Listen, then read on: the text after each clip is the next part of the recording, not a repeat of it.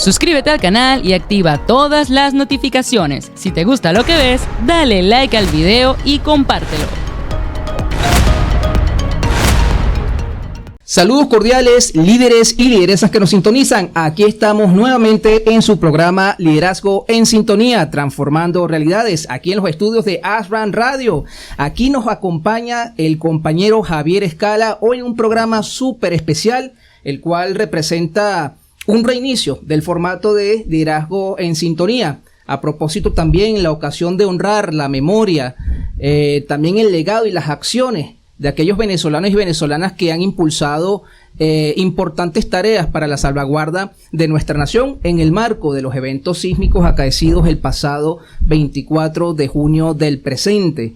Este es un programa que se le dedica a ellos, se le tributa también a todos aquellos venezolanos y venezolanas que de alguna u otra forma ha sido afectado por esta importante calamidad natural, y también para destacar lo que ha sido esa labor de un colectivo que se ha unido en consonancia con el apoyo y la ayuda a todos los venezolanos, nuestros compatriotas, nuestros semejantes, en unión social, en unión de conciencia, para ir abordando esta crisis que de alguna u otra forma nos ha afectado a todos.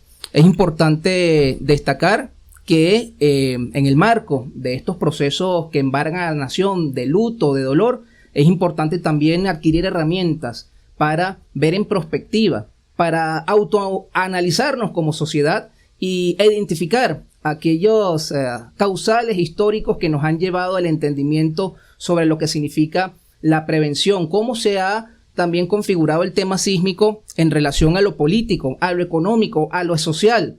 Desde un conjunto de temas generales e integrales vamos a abordar lo que han sido los fenómenos sísmicos en Venezuela desde el punto de vista de la historia. Para ello nos está acompañando nuestro gran invitado de honor en la tarde de hoy, Javier Escala, historiador, investigador de ese perfil también histórico y social del venezolano y las venezolanas, con el cual nos va a dar luces y provechosos conocimientos para la gran audiencia en el marco de lo que ha sido el registro histórico y los antecedentes también de los estudios sismológicos en Venezuela. Muy importante abordarlo, dado que es un tema de evidente actualidad y que sigue vigente, sobre todo a propósito también de los eventos sísmicos acaecidos en nuestra hermana República de Colombia el pasado lunes, que nosotros como pueblo en solidaridad también extendemos nuestros saludos a los hermanos y hermanas colombianas que nos están sintonizando también en este programa, que nos ven por las plataformas de YouTube de Ashram Radio, que nos ven por las distintas redes sociales. Esto también es para con ellos. De aquí enviamos nuestro mensaje de hermandad, de solidaridad y de apoyo para esa linda audiencia también que nos sintoniza desde Colombia. Aquí estamos con ustedes. Y bueno, para dar inicio a este programa, nuevamente bienvenido, hermano mío, Javier Escala. Muchas gracias por la invitación el día de hoy. Excelente. Nuevamente. Quiero aprovechar también de agradecer las plataformas de Ashram Radio y a su presidente Hilario Díaz, que ha hecho posible este maravilloso programa.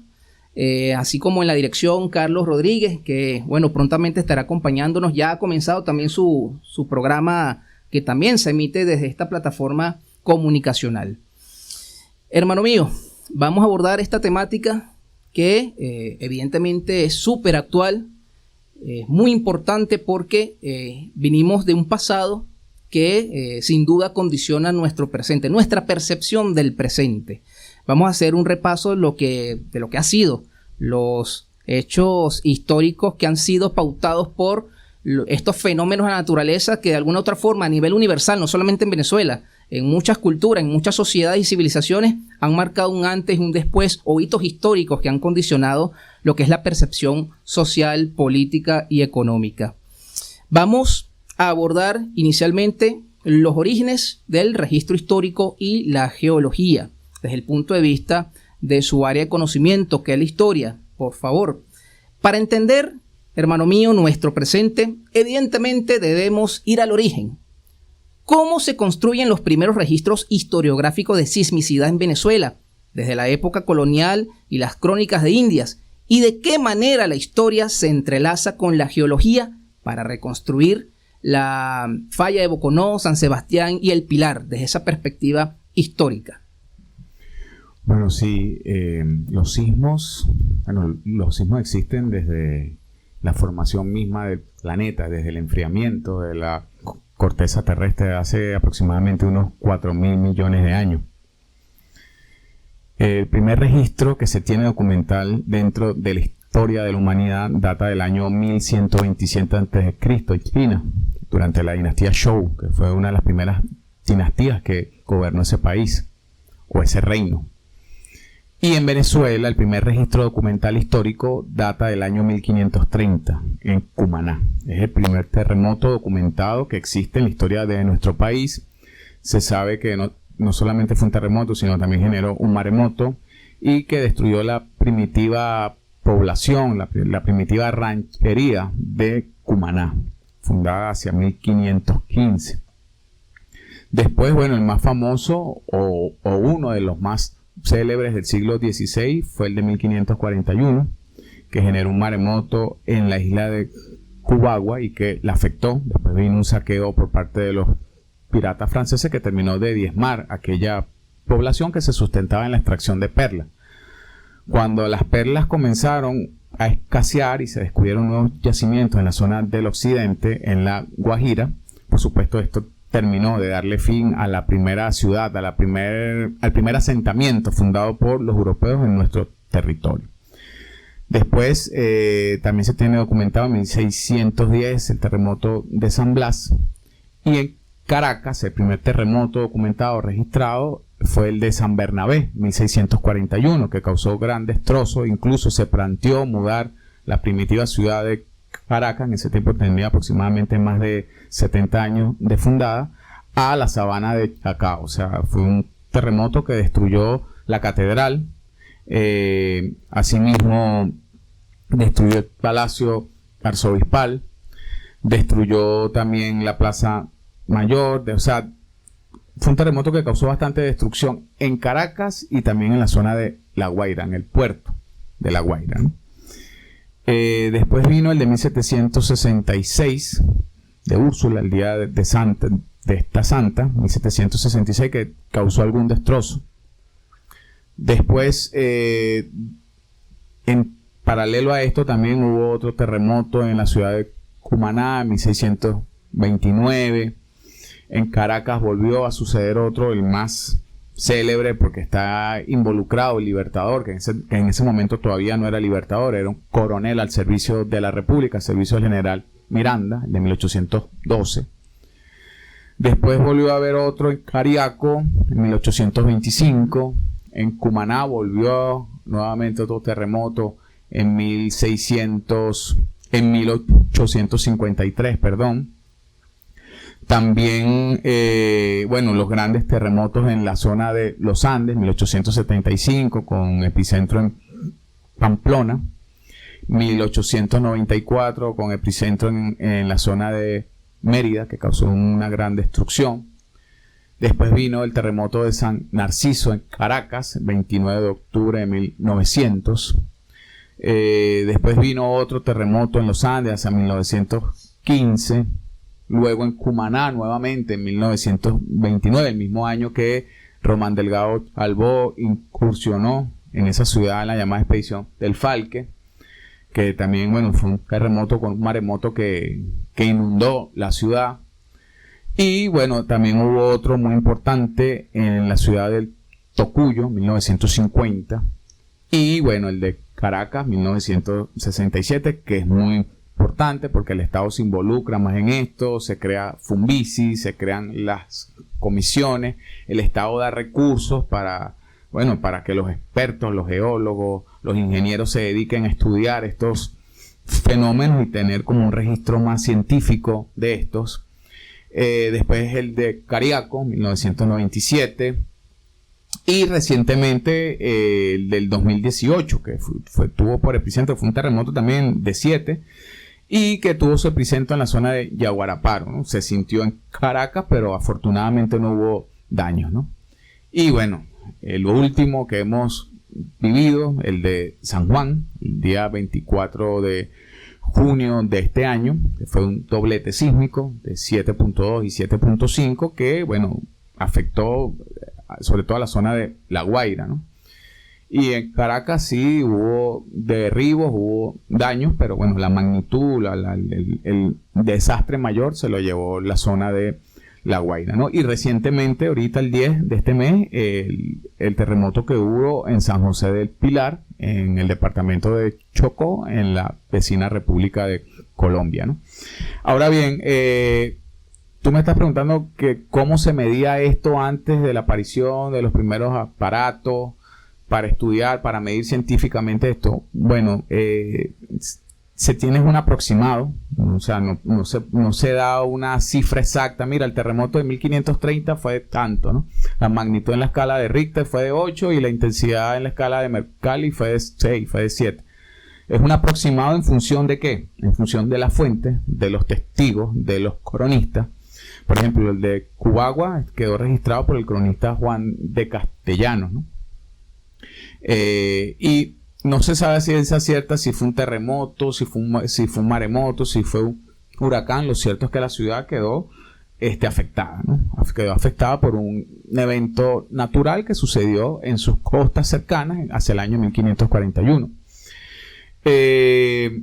Bueno, entonces se tienen las fuentes, se estudia en función de las fuentes de los testimonios y se estudian también en función de los destrozos, de los daños que haya dejado, ¿no? Por ejemplo, si destruyó media ciudad, o destruyó el puerto, o destruyó media población, destruyó Mérida y otras poblaciones cercanas, o destruyó todo el occidente del país, los expertos ahí pueden calcular una magnitud aproximada, ¿no? Recientemente, ya en la década del 70 del siglo pasado, se desarrolló una disciplina llamada la paleosismografía, que también se encarga de estudiar estos fenómenos con un poco más de rigor, ¿no? Pero lo que sabemos de los terremotos que sucedieron con anterioridad a la llegada de los aparatos científicos se basan en las fuentes de la historia y en la magnitud, ¿no? Creo que el terremoto más estudiado de estos terremotos que han sucedido históricamente en el país es el de 1812. Rogelio Altés tiene trabajo sobre eso. Melchor Centeno, que fue uno de los pioneros de los estudios sismológicos en Venezuela, también tiene un trabajo sobre esto. Gunther Fiedler, que en su momento fue el director del Departamento de Sismología del Observatorio Cajigal, anterior a que se creara Fumbisis, también trabajó esto.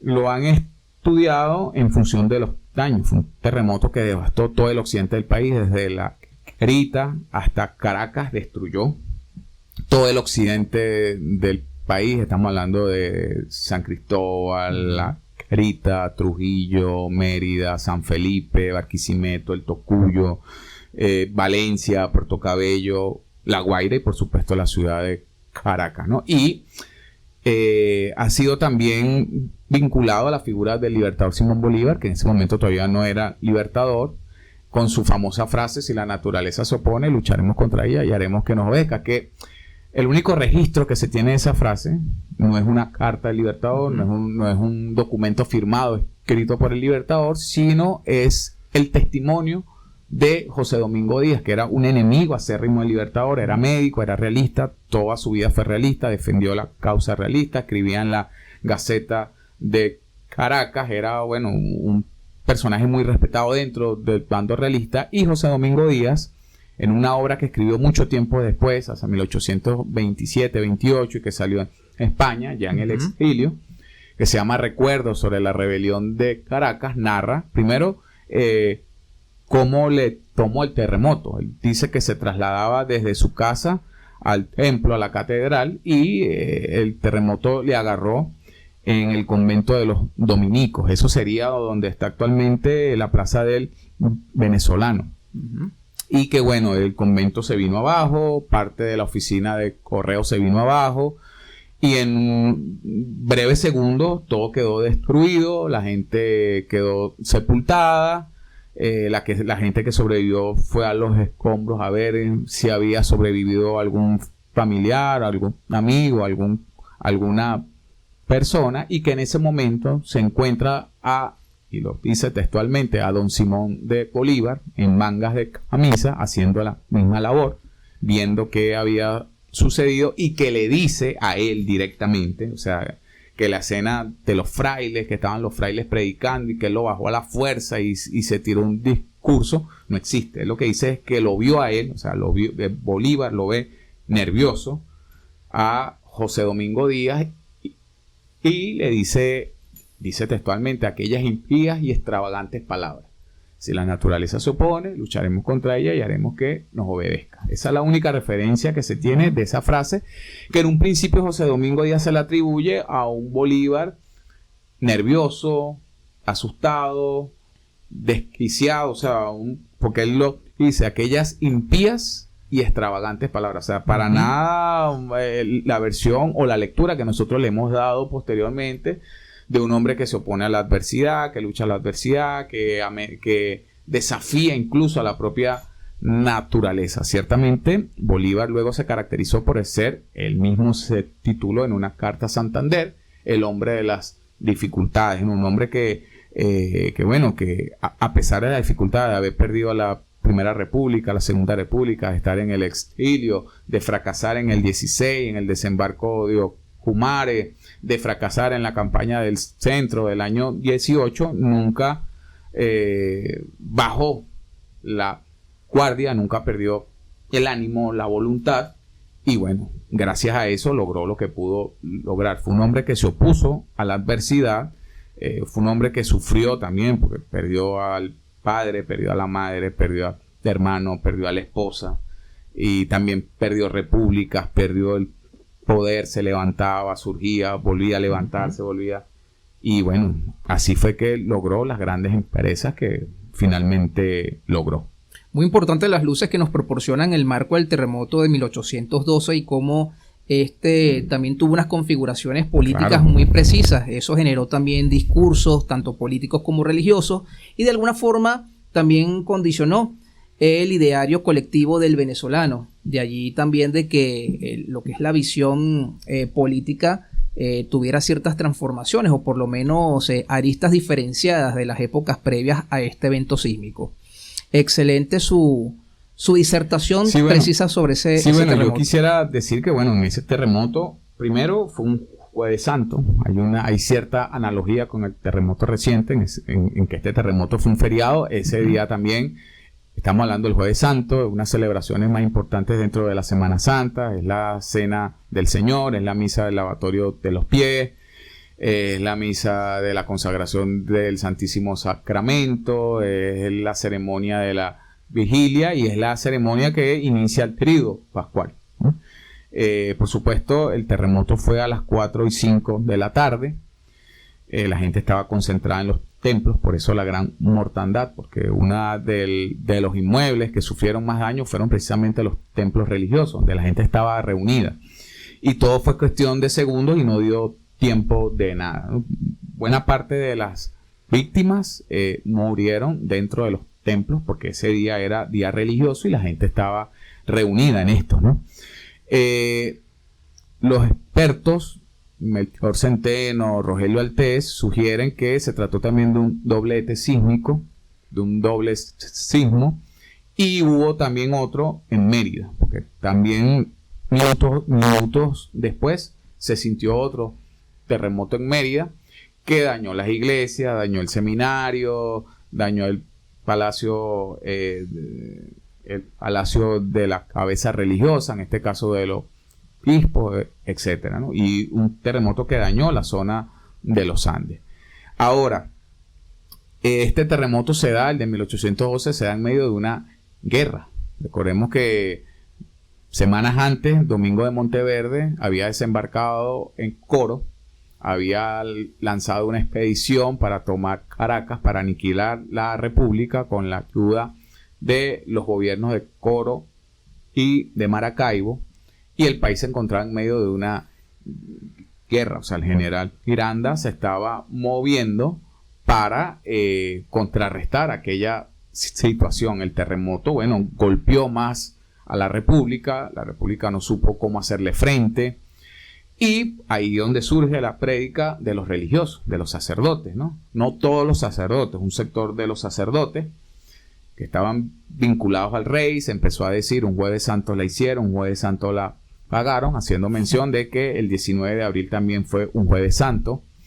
El arzobispo Narciso Colli Prat fue blandengue, es decir, no lanzó una pastoral a tiempo, se tardó para lanzar la pastoral, no reprimió o no reprendió a los sacerdotes que estaban haciendo prédicas a favor de la monarquía, y por supuesto se encargaron de decir que había sido un castigo de Dios, un castigo divino a un pueblo que se había rebelado contra el rey. Mucha gente se lo creyó, mucha gente se volvió nuevamente al bando realista. Asimismo, hay que decir, y esto le sirvió de mucho soporte a ese discurso clerical, a ese discurso monárquico, que las ciudades que resultaron dañadas o afectadas por este terremoto habían sido las ciudades que habían proclamado la independencia. O sea, las ciudades que se habían proclamado independientes. Estamos hablando de Mérida, de Trujillo, de la zona de Barquisimeto, de San Felipe, todas estas ciudades que de una u otra manera se habían sumado al proyecto republicano. Las zonas, las provincias leales al rey, es decir, Coro, Maracaibo y Guayana, no sufrieron ningún tipo de daño, ¿no? Entonces esto reforzó, afianzó esto, ¿no? Pues bueno, sí, porque solamente las ciudades republicanas y no las ciudades realistas sufrieron daño. Bueno, y así mismo este terremoto que fue, hay testigos de la época, está Pondex, está Mayer, hay franceses extranjeros que estuvieron durante la Primera República, está el testimonio de Juan Germán Rocio, están los memoriales del propio arzobispo Colli Prat. Narran que, bueno, la gente que sobrevivió, además hubo réplicas posteriores, réplicas muy fuertes que se sintieron por varios meses. La gente se refugió en la sabana cercana, en la sabana de Ñaraulino. Ahí se refugió, las casas quedaron solas, y bueno, también hubo saqueos, ¿no? Como la ciudad quedó sola, la gente se refugió en las cercanías, en las sabanas cercanas, en los pueblos cercanos. Al quedar la ciudad sola también hubo saqueo, desvalijaron las casas, se robaron las tejas. El cabildo tuvo que imponer un patrullaje a la ciudad, una serie de patrullas a la ciudad para resguardar los bienes, y también ordenó una comisión de cuadrillas para traer trabajadores para la construcción, porque nadie quería trabajar, ¿no? Sacaron peones, sacaron indígenas de las haciendas para remover los escombros y comenzar la reconstrucción de la ciudad, que fue una reconstrucción muy lenta. Si tú te ves los dibujos de Bellerman, 1842, de Camille Pizarro, de la década del 50, del siglo XIX, te podrás ver que todavía hay huellas del terremoto de 1812. Hay templos en ruinas, hay casas todavía no reconstruidas, puentes en mal estado. Entonces, la reconstrucción fue muy lenta. Eso lo puedes ver en las fuentes. Kerr Porter, que llegó aquí en 1825, habla que la ciudad todavía estaba en ruinas. El consejero Lisboa, el embajador, el plenipotenciario del Brasil en nuestro país, que llegó hacia 1856, también habla esto, ¿no? Que la ciudad fue reconstruyéndose poco a poco, y fue hasta la era de Guzmán Blanco cuando la ciudad comenzó nuevamente a modernizarse. Perfecto, excelente sus consideraciones sobre el terremoto de 1812. Quiero que profundicemos un poco más de lo que representó el final del siglo XIX a propósito de los eventos sísmicos de Cúcuta y Táchira en 1875 o del gran terremoto de los Andes, que fue en 1894, los cuales marcaron un hito de por sí regional. ¿Qué nos dicen los sismos sobre la vulnerabilidad de la frontera y cómo transformaron la arquitectura y la vida social en el occidente del país estos importantes eventos? Bueno, sí, en el siglo XIX, aparte del terremoto de 1812, que destruyó media geografía, y que, bueno, el país tardó en recuperarse porque fue un terremoto que se dio en medio de una guerra. Tenemos después el terremoto de Cariaco, 1823. Tenemos un terremoto en Cumaná, 1853. De hecho, el lugar, la ciudad, el territorio que ha presentado más terremotos a lo largo de la historia de Venezuela es la ciudad de Cumaná. O sea, es la que ha presentado más carga sísmica, ¿no? Y por supuesto ya a mediados del siglo XIX, finalizando el siglo XIX, tenemos estos dos terremotos que afectaron los Andes. El primero, el de Pamplona, con epicentro en Pamplona, 1874, y 20 años después el gran terremoto de los Andes en 1894. Estos terremotos, bueno, el de 1894 afectó todos los Andes venezolanos y principalmente la zona de Mérida. La ciudad de Mérida quedó destruida. Tulio Febres Cordero estimó aproximadamente en 20.000 personas que perdieron sus casas. La cifra de víctimas se dio en 300, más de 300. Y por supuesto, para ese momento, el siglo XIX, todavía el Estado no estaba organizado, no se conocía con profundidad los movimientos sísmicos del país. Sin embargo, el gobierno, que en ese tiempo era presidido por el general Joaquín Crespo, se organizó para enviar socorro, para enviar asistencia, ¿no? Se creó una junta central, se mandaron barcos desde La Guaira al puerto de La Ceiba. Además se creó una junta regional en Mérida, cuyo secretario fue Tulio Febres Cordero, y se coordinó la ayuda, no solamente del gobierno, sino de países de afuera. Estamos hablando de Colombia, de Italia y de Alemania, que también enviaron, ¿no? Los periódicos, tanto nacionales como internacionales, promovieron la suscripción para enviar recursos, dinero a las víctimas. Y bueno, fue un terremoto que afectó una zona que era una de las zonas más importantes de la Venezuela de entonces, teniendo en cuenta que en ese momento Venezuela se sustentaba mayoritariamente de la exportación de café, y la principal zona exportadora de este rubro precisamente era la región de los Andes, ¿no? Entonces, sí, fue un terremoto que afectó. El de 1874, por ejemplo, destruyó Capacho, lo destruyó completo. Se tuvo que refundar, reconstruir el pueblo nuevamente, y fueron terremotos muy severos. Por ejemplo, la Villa del Rosario, si tú vas a la Villa del Rosario actualmente en Cúcuta, te darás cuenta que la iglesia quedó destruida, el templo quedó destruido, el templo donde se reunió precisamente el Congreso que en 1821 le dio forma a la antigua República de Colombia, ¿no? Eso está actualmente en ruinas, ¿no? Y esas ruinas fueron precisamente por el terremoto de 1874 que afectó todo el norte de Santander, parte de Tunja y parte de los Andes venezolanos. Y 20 años después, bueno, golpearían nuevamente. Ese terremoto del 1894 fue el 28 de abril a las 10 de la noche, ¿no? Entonces, bueno, también agarró a las personas durmiendo. Después, 6 años después, tenemos el terremoto de San Narciso, que se da el 29 de octubre de 1900, afectando principalmente a Caracas, Guarenas, Guatire, Petare y las zonas de Jerote, Naiguatá y Macuto. Esas fueron las zonas que más resultaron dañadas. Se estima, cálculo que se cree que fue de 8, y el epicentro se cree que fue en las costas del Caribe, ¿no?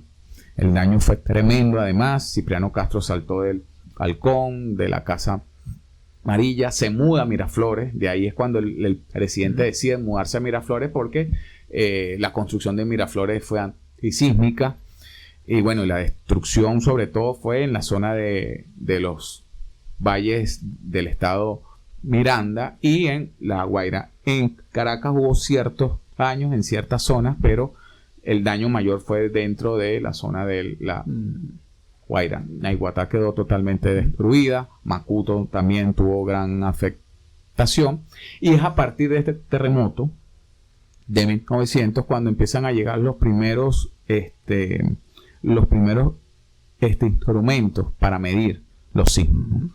El presidente Castro, en febrero del año siguiente, ordena el traslado de los primeros instrumentos para el observatorio Cajigal, para comenzar a estudiar y a medir estos fenómenos. No obstante, ya los estudios más serios, más rigurosos, con comisiones, el Fumbici y todo, ya vamos a decirlo así, el aporte tanto de recursos como de interés real del Estado por estudiar, entender, regular las construcciones, crear leyes antisísmicas para construir, comenzarían después del terremoto de 1967. Justamente de ese terremoto hay que conversar porque es uno de los que ha representado en la actual modernidad venezolana un hito tanto de la ingeniería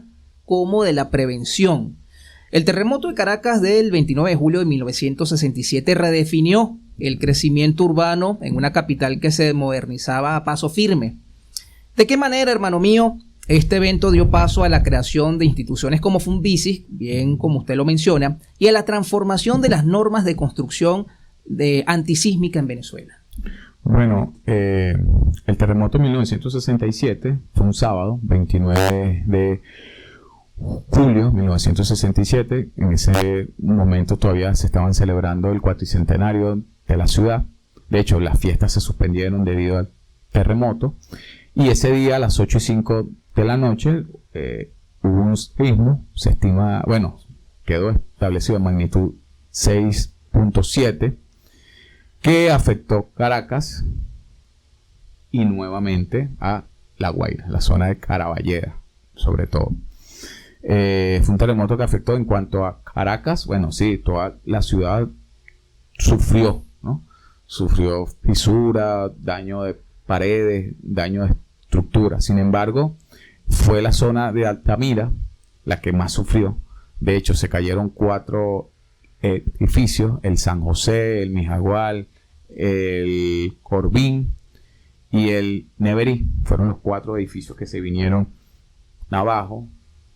Bueno, por supuesto, personas fallecieron. Y a partir de allí es que el Estado comienza a involucrarse más en esto. De hecho, a partir del terremoto del 67 surge la primera ley antisísmica, ¿no? Primero es una ley provisoria. Anterior a eso habían leyes de cálculo para construir los edificios, cómo se debían construir los edificios, de cuántos pisos. O sea, eran sobre todo leyes de cálculo para la edificación. Hay una de 1939 del MOP. Hay una serie de modificaciones a estos reglamentos, pero las primeras leyes antisísmicas comenzarían después de 1967.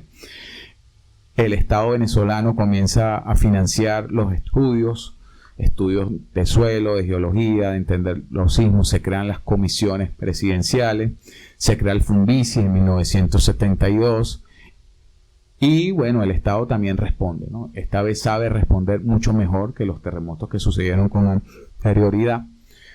Primero porque tiene más recursos, hay una organización un poco más estructurada y las personas que sufrieron daños, que perdieron sus casas o que sus casas resultaron dañadas, el gobierno, que en ese momento era presidido por Raúl Leoni, emitió un decreto dando créditos. Uno de ellos, los créditos eran de 120.000 bolívares para reconstrucción o para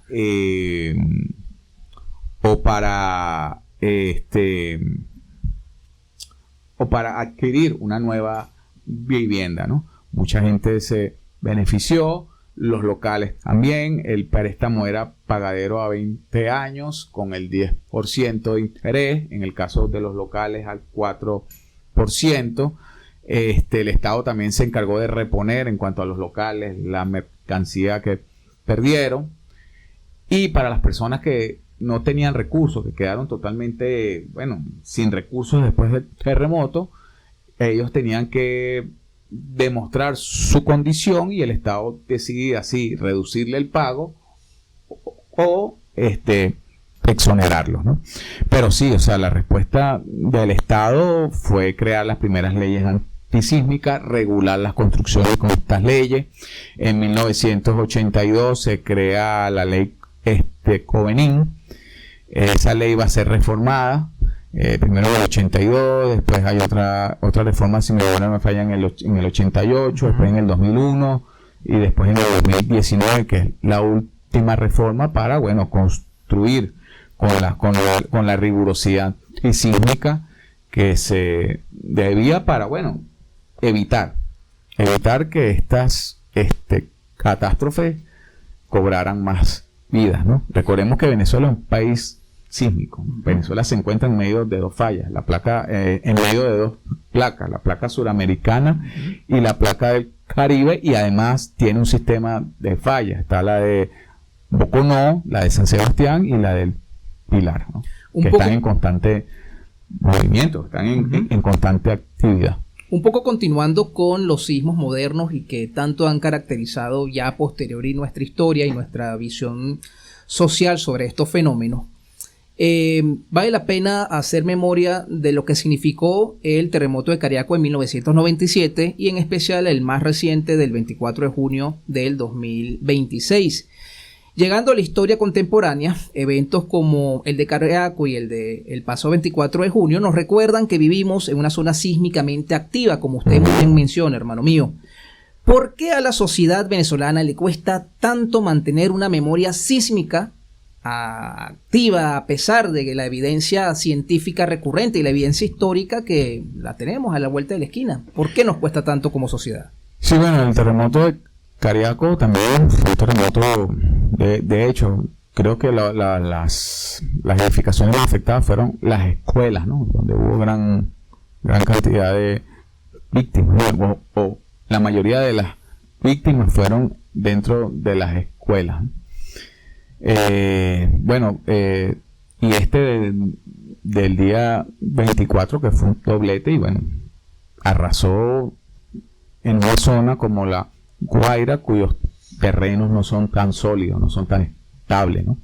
Y por supuesto en los terrenos que son sedimentos, que no son rocosos, la magnitud del terremoto se siente más larga, ¿no? Es más duradera los efectos. Y por supuesto las construcciones no tienen la misma resistencia que una construcción fijada sobre roca firme. Yo creo que Venezuela no es que no hay un relajo, sino que la distancia temporal del terremoto del 67 que son 59 años, ha hecho que mucha gente se olvide de los terremotos o de las consecuencias de los terremotos. Hay que decir algo, se estima que hay un ciclo sísmico que se repite, ¿no? Recuerden que una vez que se produce el sismo, nuevamente esa energía vuelve, o sea, las rocas vuelven otra vez a su lugar, se reacomodan, y no es hasta pasado un tiempo que esa tensión vuelve a liberarse con una fuerza suficientemente mayor para causar un daño, ¿no? Hay que tener en cuenta también además la profundidad. Entre más superficial sea un terremoto, o entre más sea su epicentro cercano a la superficie, más fuerte va a ser, más destructor va a ser, porque la energía se va a distribuir con más fuerza y con más rapidez. Entre más profundo sea, como en el caso que hubo, el que hubo recientemente en Colombia, a más de 100 kilómetros de la superficie, la fuerza va a ser, o sea, se va a sentir, pero no con la misma magnitud ni con la misma distribución que si fuera un terremoto superficial. El terremoto reciente que hubo en nuestro país, creo que su profundidad fue 15 kilómetros, o sea, básicamente cerca de la superficie. Ahí también el grado de destrucción, ¿no? Y pienso que en el país todavía no se ha formado suficientemente, no se ha arraigado con la necesidad requerida, como en otros países, como en México, como en Chile, Japón, una cultura antisísmica. O sea, mucha gente reaccionó fue porque la alarma del teléfono se les prendió. Pero mucha gente, la mayoría, diría yo, si hacemos una encuesta, a la hora de un sismo no sabe qué hacer, no sabe a dónde irse, no sabe a dónde resguardarse, y que además al momento de que ocurre el sismo, hay que decirlo, la gente que no tiene una preparación o no tiene una cultura, no sabe qué hacer. O sea, es algo que tú no sabes cómo responder, ni tu mente ni tu cuerpo sabe qué hacer. Entonces, por supuesto, al no tener una cultura sísmica, la gente no sabe cómo reaccionar. Y la mayoría de las veces, por ejemplo, la gente fallece, por ejemplo, en las escaleras, porque lo primero que hace es salir de su casa y bajar las escaleras, pero estadísticamente se sabe que lo primero que se viene abajo son las escaleras. Entonces, todo eso se puede prevenir si hay una cultura sísmica, no solamente de la ciudadanía, sino del Estado, de construir en zonas que tengan un suelo firme, pues, y que, bueno, se respeten todas las reglamentaciones debidas. Yo creo que eso es sumamente importante para que Venezuela, en próximos sucesos de esta magnitud que van a seguir sucediendo, esté más preparada. Hablemos un poco de la sismicidad transfronteriza y la experiencia reciente en Colombia. Uh-huh. Esta misma semana vimos un sismo de consideración en la hermana República de Colombia, cuya onda sísmica también se sintió en territorio venezolano. Desde la perspectiva histórica, hermano mío, ¿cómo ha interactuado los eventos telúricos entre ambas naciones y qué lecciones compartidas nos deja la falla de la placa del Caribe de Sudamérica, esa interacción entre ambos movimientos? Bueno, tú sabes que hay un dato que la gente a lo mejor no sabe, ¿no? Que en el terremoto del 67, el mismo día que tembló o que ocurrió el terremoto aquí a las 8 de la noche, ese mismo día a las 5 de la mañana ocurrió un terremoto también, que afectó, bueno, se sintió muy fuerte en la ciudad de Bogotá, ¿no? Por supuesto, los científicos venezolanos dijeron que no tenían relación uno del otro, o sea, que el de Colombia no había activado el de aquí. El de aquí se debe a una falla que está al norte, la falla de San Sebastián, que es la que atraviesa la zona central, ¿no? Donde se encuentra la ciudad de Caracas. Pero hubo también esa dualidad, ¿no? A las 5:29 de la mañana de ese día sábado ocurre un terremoto en Colombia y ese mismo día a las 8 de la noche ocurrió otro terremoto en Caracas. Y recientemente en San José del Pilar, departamento de Chocó, ¿no? Los daños que no fueron tan mayores a los de aquí, repito, por la profundidad.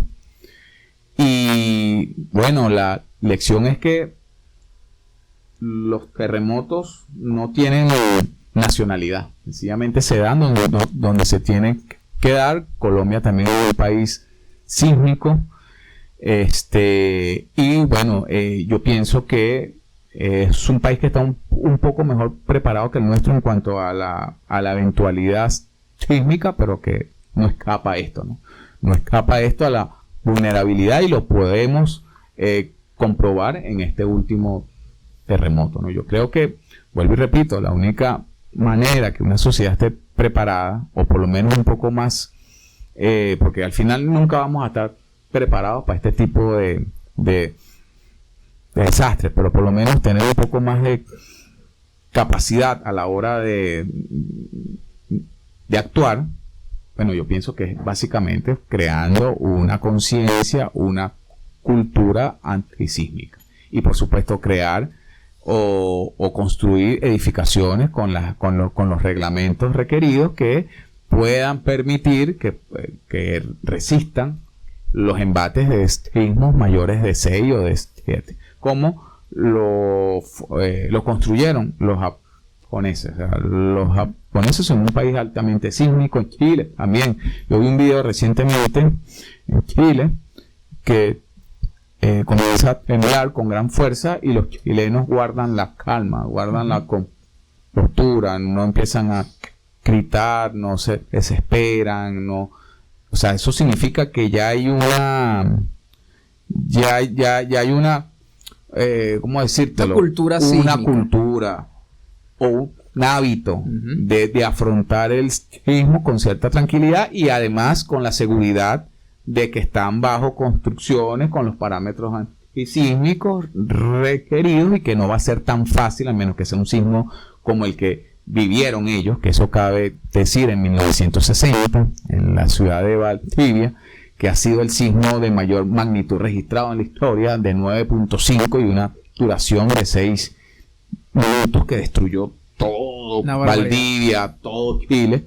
Y aún así ese país, en medio de esa situación, 2 años después, organizó la Copa Mundial de Fútbol en 1962, como lo haría México después del terremoto de 1985. Un año después organizaría el Mundial de 1986.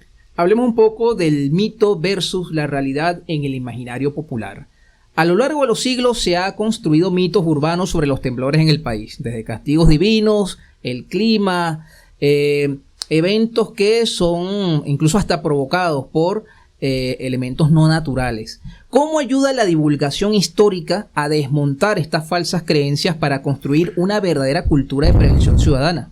Bueno, y eso lo estamos viviendo incluso este año. Mucha gente empieza a decir que es el fin del mundo, que es el apocalipsis, que la Tierra se va a romper en dos.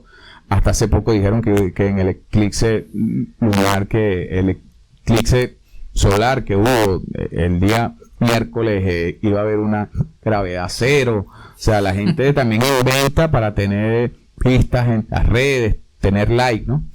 Yo lo que le pudiera decir a la gente es que los científicos han dado su opinión, expertos, geólogos que tienen toda su vida en esto. Además, los terremotos siempre han estado allí. Siempre van a estar ahí mientras exista el planeta Tierra. Desde la formación de la corteza se han dado estos movimientos, el movimiento de las placas, el movimiento de los continentes. O sea, siempre desde que la Tierra existe se ha dado esto, ¿no? Si tú te pones a ver en las aplicaciones que hay, tú puedes abrir la aplicación todos los días y todos los días vas a ver algún terremoto. Y pueden haber más de 10 diarios. O sea, o sismos, pues.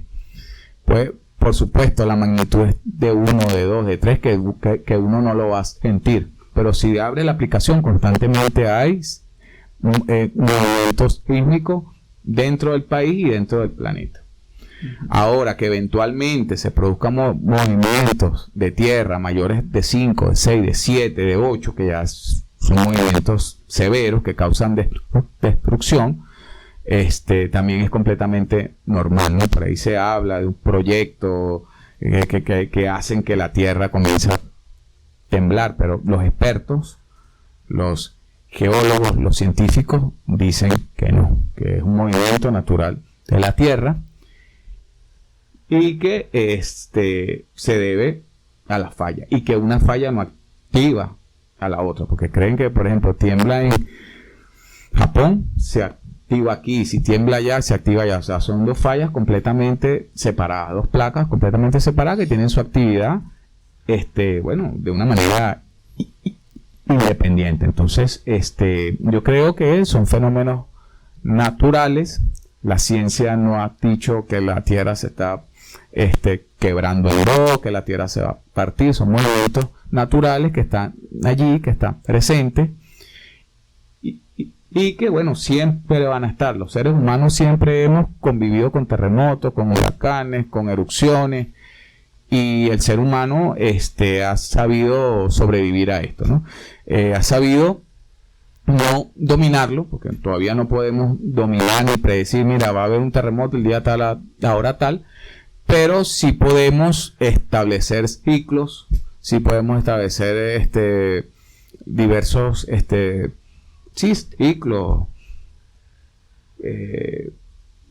no sé cómo decírtelo, periodos de cuándo van a suceder y bueno, la tecnología ahora nos permite segundos antes saber cuándo va a temblar para por lo menos poder buscar un refugio seguro. O sea que cada día estamos manejando mejor, por lo menos desde la ciencia y desde la tecnología, el asunto de los terremotos. Yo pienso que eso es lo más relevante, ¿no? Excelente. Acuérdate de algo, el hombre ha tratado de dominar su entorno, lo ha podido hacer hasta cierto sentido, puede predecir los ciclos lunares, cuándo sembrar, cuándo no sembrar, dónde ir a recolectar, dónde no, lo ha podido hacer bajo ciertos niveles, ¿no? Pero todavía no ha podido dominar completamente las fuerzas de la naturaleza, es decir, un terremoto o una erupción o un maremoto, etcétera.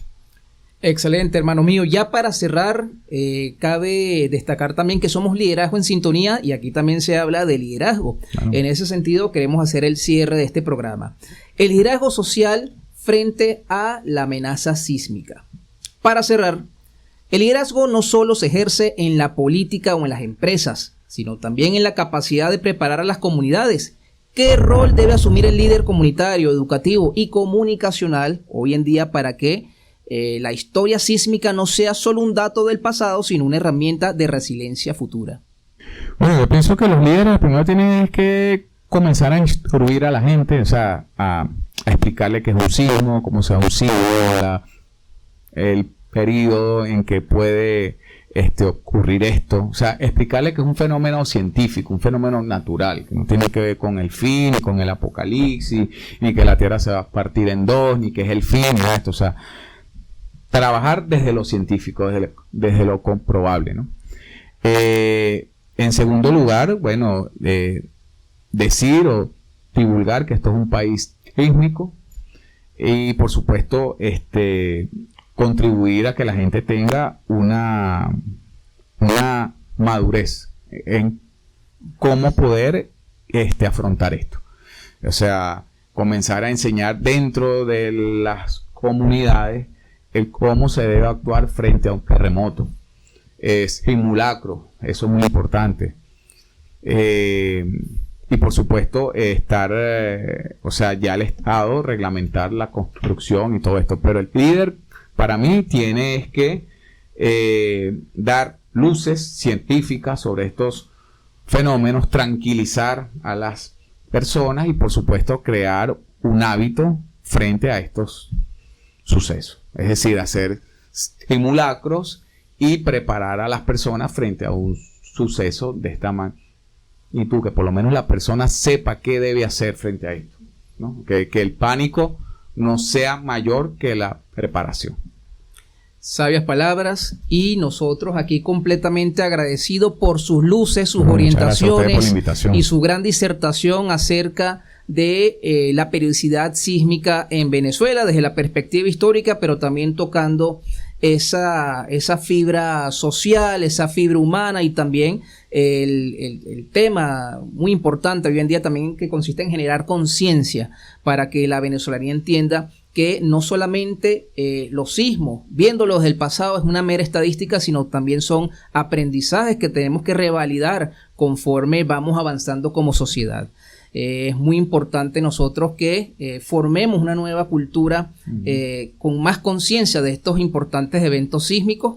Creo que el tema de las comunicaciones hoy en día pueden potencialmente ayudar para ese cometido. No es como quizás en el terremoto de 1967 o en el mismo 1812, por ejemplo, que las comunicaciones eran altamente limitadas. Y que los materiales eran otros, no se construía ni con concreto, ni con cabilla, ni nada de esto. O sea, era otro tipo de construcción que era mucho más frágil todavía. Es así, la tecnicidad constructiva totalmente diferenciada a la de hoy en día. Aquí hay mucho potencial, hay mucho trabajo que hacer orientativo, divulgativo, pedagógico, para que la sociedad cuente con herramientas definitivas también para la difusión de estos importantes contenidos y el fomento de esta conciencia acerca de las eventualidades sísmicas, la prevención, los primeros auxilios. Usted mencionó los simulacros, muy importantes. Los simulacros debe ser muy importante porque eso es lo que va a acostumbrar a la gente a saber qué debe hacer. Y son cosas que no solamente atañen al sector público, el privado Estado también tiene que responder, pero también el sector privado, claro. Nuestros hogares también tienen que tener conciencia preventiva y también protocolos de acción ante estas eventualidades. Hay mucho trabajo que hacer. Sé que lo que es esa capacidad de resiliencia, ese estoicismo propio del venezolano, tiene ese gran aporte para superar estas importantes dificultades como pueblo unido. Históricamente ha sido así. Si te pones el terremoto de 1812, que destruyó medio país, se dio en medio de una guerra que duró más de 10 años y el pueblo salió adelante, lo afrontó y se recuperó. Es así, es así. Se recuperó. Históricamente el pueblo venezolano ha sido un pueblo que ha sabido echar para adelante, que ha sabido siempre ser resiliente y avanzar. Es así, el mismo pueblo venezolano, la sociedad venezolana, es el propio impulsor de sus propias transformaciones y cambios. Y lo podemos ver ahorita, tenemos más de un mes y medio y la gente está en la calle trabajando, produciendo, buscando el sustento. O sea, la gente no se quedó en su casa triste, sino salió.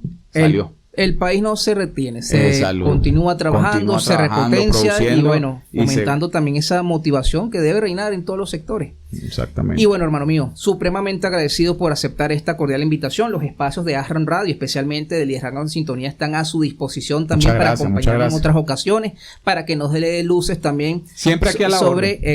sobre muchos otros importantes temas que desde el punto de vista de la historia valen la pena abordar y también divulgar acá en nuestra hermosa audiencia que nos sintoniza hoy en día. Esto es Liderazgo en Sintonía, un espacio para empoderar a la audiencia en cuanto a tips, recomendaciones y orientaciones acerca de los liderazgos desde el punto de vista de las ciencias sociales, el punto de vista de también de las actividades comerciales, de las experiencias de las comunidades, las experiencias vivas que también son transformadoras y que son de alguna forma dotan también de importantes instrumentos y herramientas para aquellos líderes emprendedores o que ya sean líderes consolidados sumen a esas experiencias de liderazgo. Muchas gracias hermano mío. También agradecido a la multiplataforma de Ashram Radio y de su presidente Hilario Ruiz. Aquí estamos también desde Liderazgo en Sintonía, su servidor Julio Enrique Cáceres Rondón, nuevamente trayendo este programa nuevamente en estos espacios después de los acontecimientos sísmicos del pasado 24 de junio del presente, donde con mucha conciencia, pero también con mucho amor, mucho cariño, traemos este y muchos otros temas para el repotenciamiento de los criterios decisorios de nuestra audiencia en función de los liderazgos que éste ejerce en su vida cotidiana, en la familia, en la academia, en el trabajo o en sus diferentes actividades económicas como emprendedor o empresario consolidado. Entonces, cabe destacar también que se les exhorta a no dejar de sintonizarnos a través de las redes sociales de Ashram Radio, de Liderazgo en Sintonía.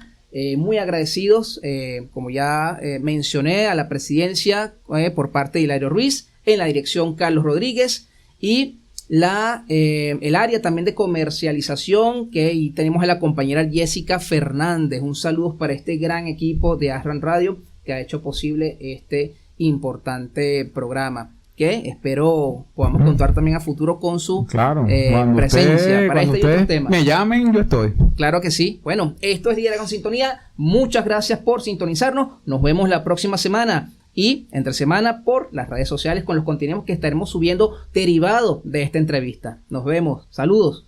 Vale. Ya que te gustó el programa, suscríbete al canal y compártelo con tus amigos.